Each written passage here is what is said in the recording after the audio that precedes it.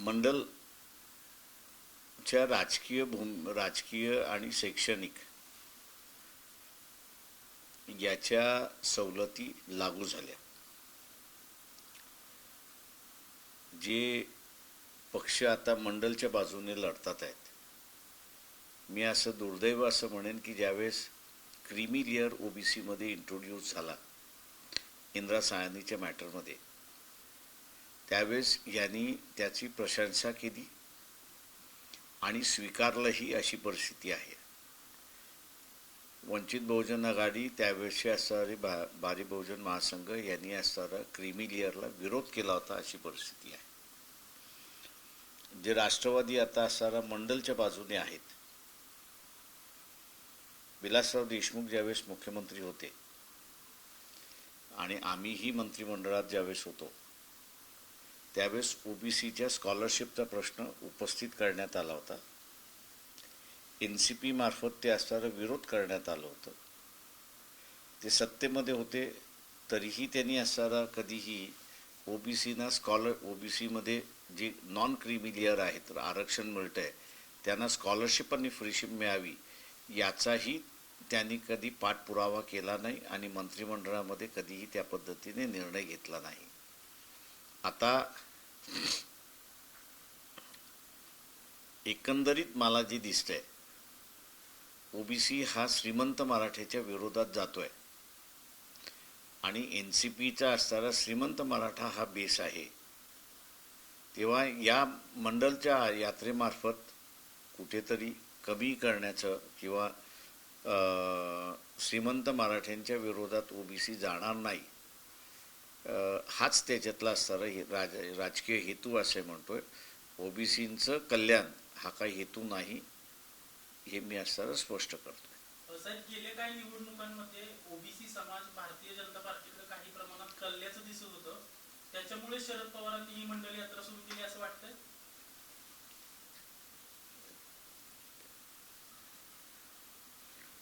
OBC हा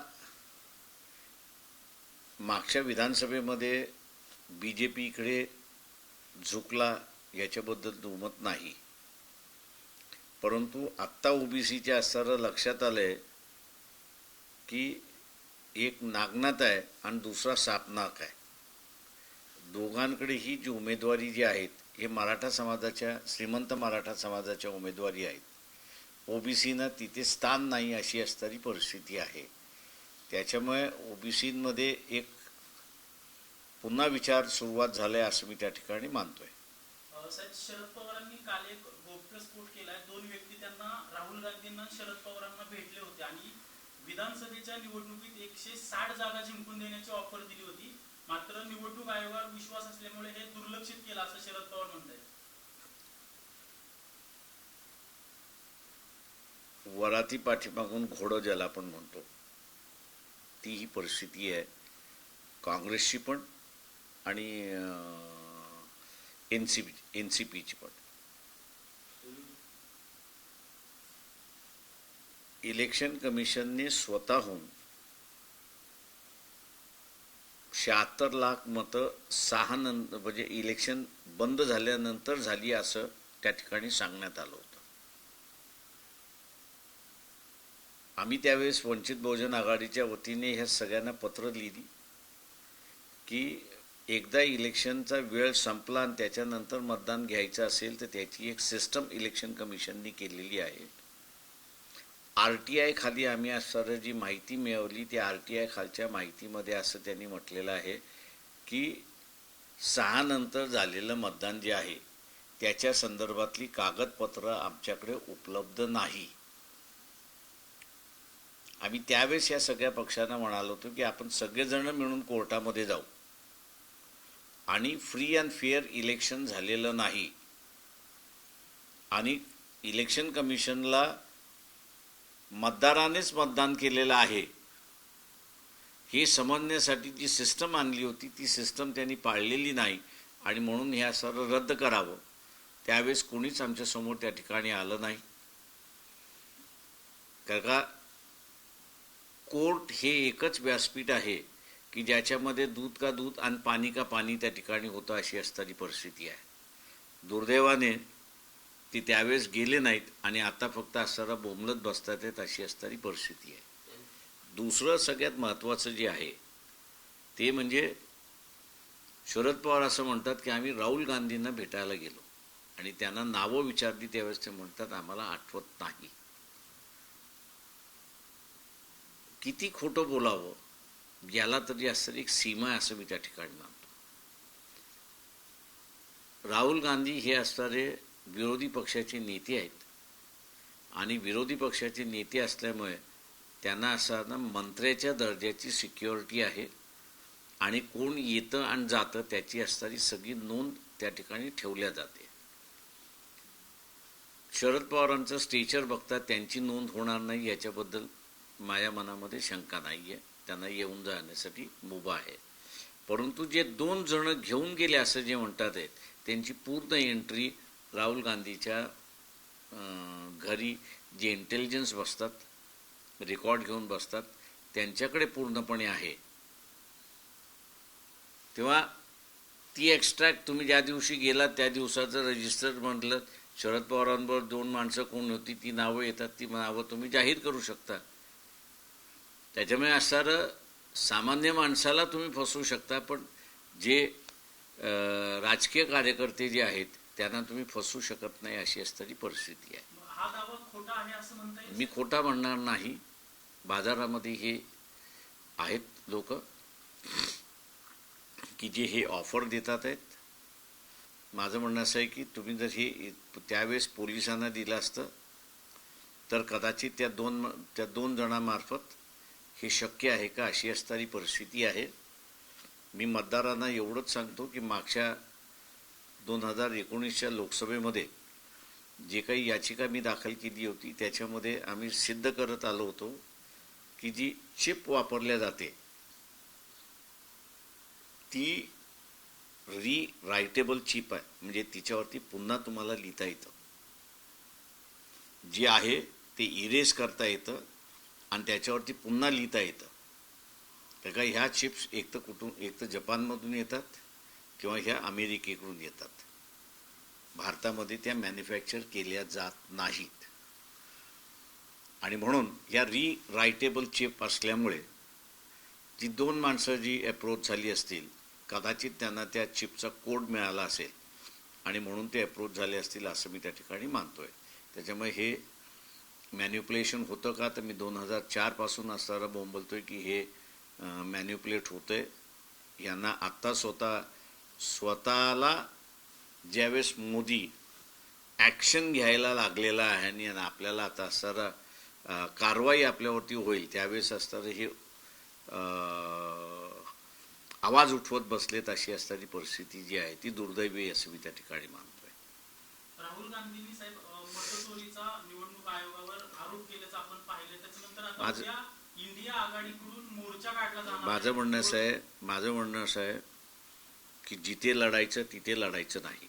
जे उदाहरण द्यायचं झालं तर जसा ट्रम्पचं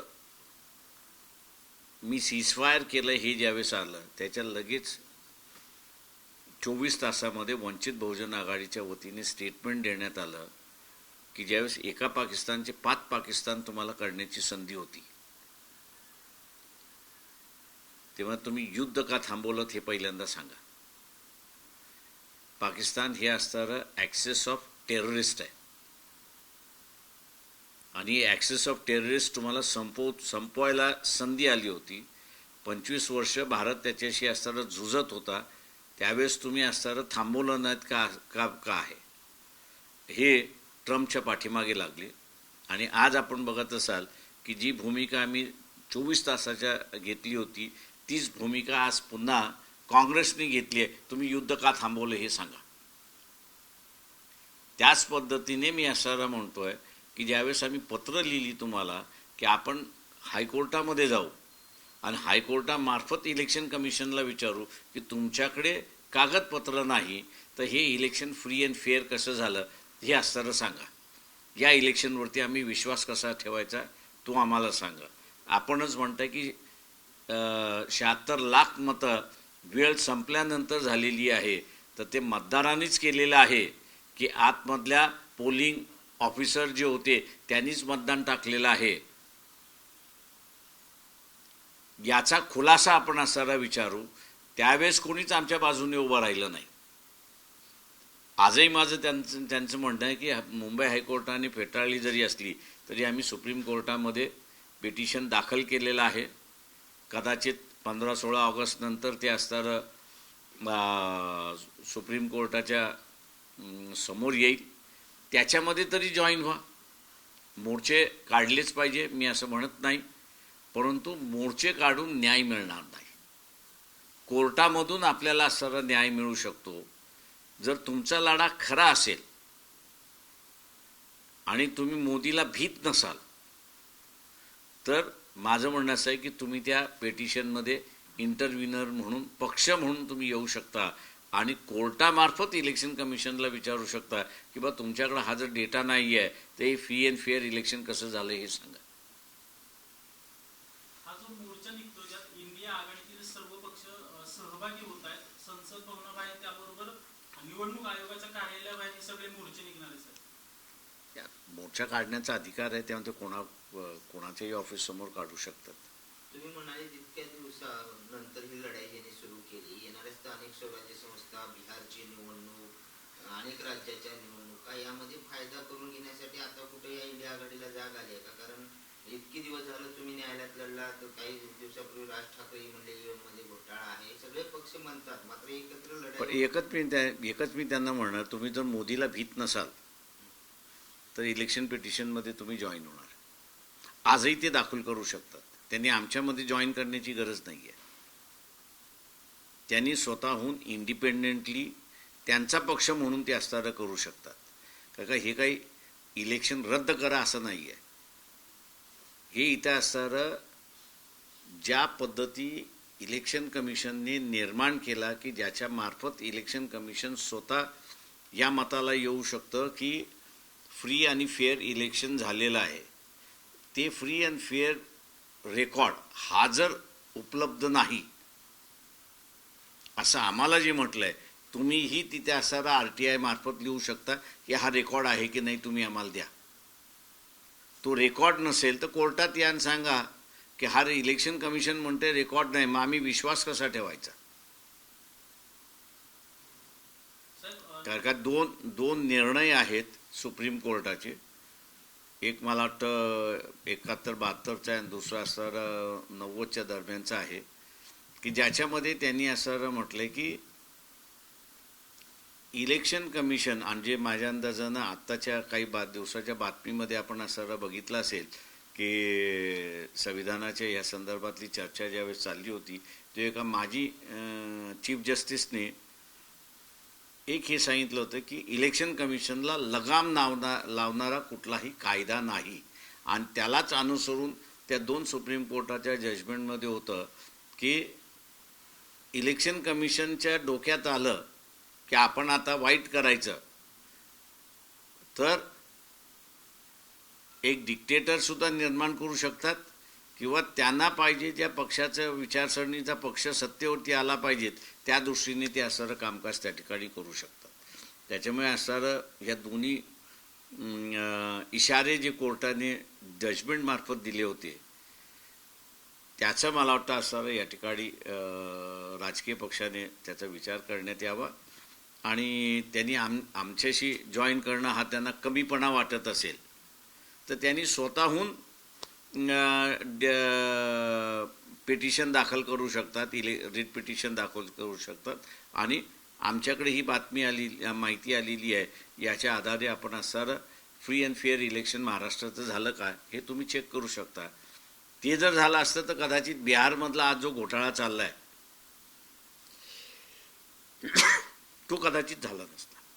निवडणूक आयोगाने देखील राहुल गांधींना आव्हान दिले की शपथपत्रासह तक्रार नोंदवा अथवा देशाची माफी मागा. असे इलेक्शन कमिशन स्वतःच मूर्ख आहे असं मी त्या ठिकाणी म्हणतो. एकदा नाव यादीमध्ये आलं की त्याची डिलीट करण्याची प्रक्रिया, ते आज आपण असं बघितलं की वर्तमानपत्रामध्ये सुप्रीम कोर्टाने त्यांना म्हटलं की तुम्हाला डिलीट करायचं असेल तर त्याला नोटीस दिली पाहिजे. हे जे सुप्रीम कोर्टाने उत्तर दिलं तेच काँग्रेस पक्षाने उत्तर दिलं पाहिजे होतं की एकदा नाव त्याचं आलेलं आहे, डिलीट करायचं असेल तर तुम्हाला त्याला नोटीस द्यावी लागते. माझी जबाबदारी नाही, ती तुमची जबाबदारी आहे. दुर्दैवाने मी असं म्हणेन की काँग्रेस पक्षामधलं असणारं कुठेतरी आलबेल आहे असं मला दिसत नाही आहे. तर वेगवेगळे गट दिसतात आहेत आणि ते वेगवेगळे गट एकमेकांवरती कुडगोरी करतात आहेत आणि त्याच्यामुळे कायदेशीर बाबीमध्ये सुद्धा त्यांचा जो एक व्हॉइस पाहिजे तो एक व्हॉइस त्या ठिकाणी दिसत नाही आहे. ऑपरेशन सिंदूरमध्ये आम्ही पाकिस्तानची 6 विमानं पाडली असा दावा हवाई दल प्रमुखांनी केलाय साहेब. आम्ही त्याच वेळेस म्हणालो होतो की आपलं वर्चस्व झालं, म्हणजे माझं स्टेटमेंट त्यावेळेस जर बघितलं तर आपण एअर ह्याच्यावरती, कारण का जमिनीची लढाई झालीच नाही, एअर ह्याच्यावरती वर्चस्व मिळवल्यानंतर आपण युद्ध का स्वीकारलं आणि संधी आली होती तुमच्याकडे की अजून 2 दिवस तुम्ही थांबला असता तर पाकिस्तान सरेंडर झालं असतं आणि एक पाकिस्तानचं 5 पाकिस्तान केलं असतं तर आज टेररिझम संपला असता. आज आपल्याला असं दिसतंय की जम्मू आणि काश्मीरमध्ये 2 सोल्जर्स पुन्हा मारले गेले टेररिस्ट बरोबरच्या ह्याच्यामध्ये. तुम्ही काय मिळवलं?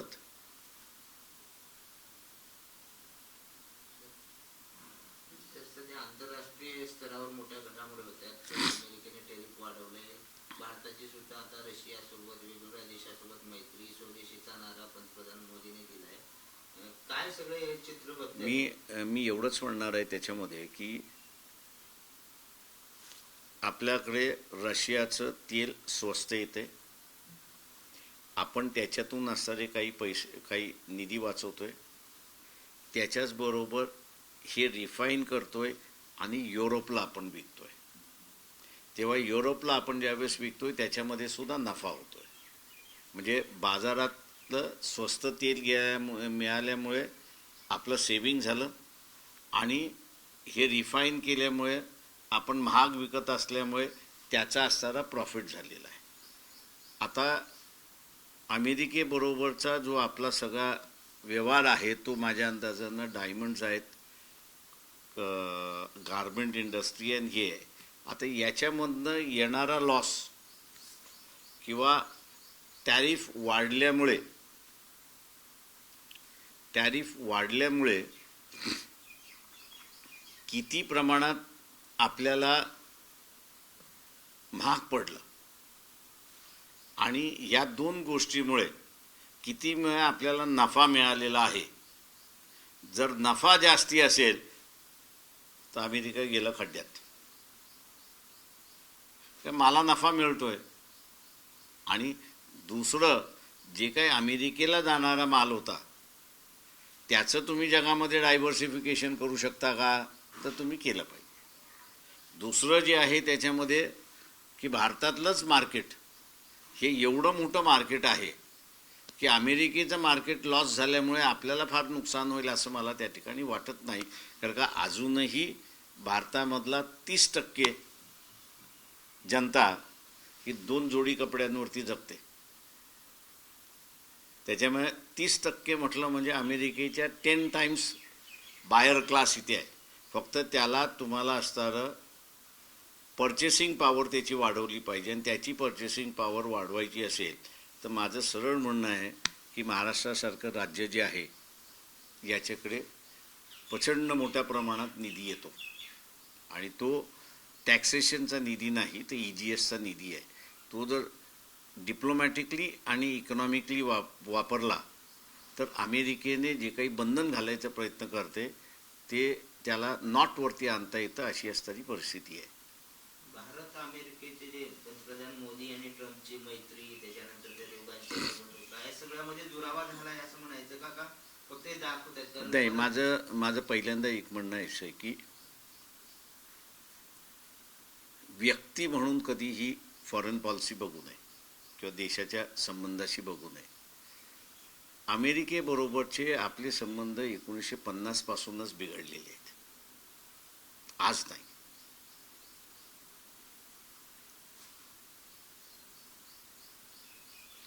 च्या युद्धामध्ये आपण बघितलं तर आपण विमानं मागितली हाय अल्टिट्यूडची, ती विमानं आली नाही. चायनाला जे पाहिजे होतं ते त्यांनी केलं आणि त्यांना सारं मोकळं झालं. तिथे भारताचं नाक कापण्यात आलं. 71 मध्ये सुद्धा 7th फ्लीट पाठवून बांगलादेश निर्माण करण्याचं थांबवण्याचा प्रयत्न त्या ठिकाणी असताना झाला.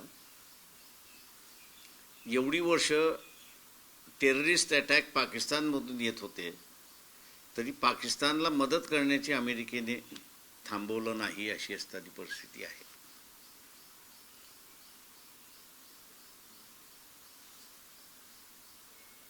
कोण चूक कोण बरोबर या भानगडीत जे आपण नेहमी सरतो ते नाही.